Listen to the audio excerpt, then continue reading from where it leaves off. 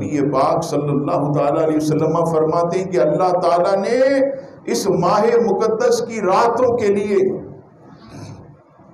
تمہارے لیے قیام کو ثواب کا ذریعہ بنایا.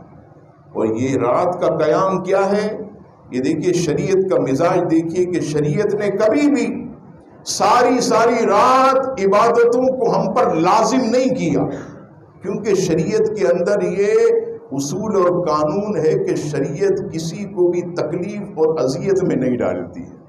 اسی لیے آپ دیکھیے کہ کتنی بڑی بشارت کہ عشاء کی نماز جماعت سے پڑھو، فجر جماعت سے پڑھو، درمیان میں سوتے رہو، تمہارے نامہ اعمال میں پوری رات عبادت کا ثواب لکھا.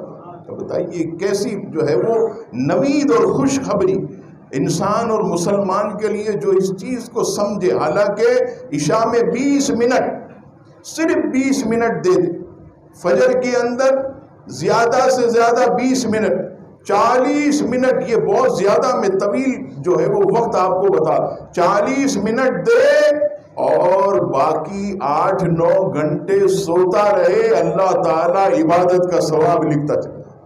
اب آپ دیکھیے یہ شریعت کا مزاج کہ ساری رات کی عبادت کو ہم پر لازم نہیں کیا. ہاں جو اللہ والے کرتے ہیں ان کی شان نرالی ہے، وہ رب کی محبت میں سجدوں میں جھکے رہتے، ان کی شان نرالی.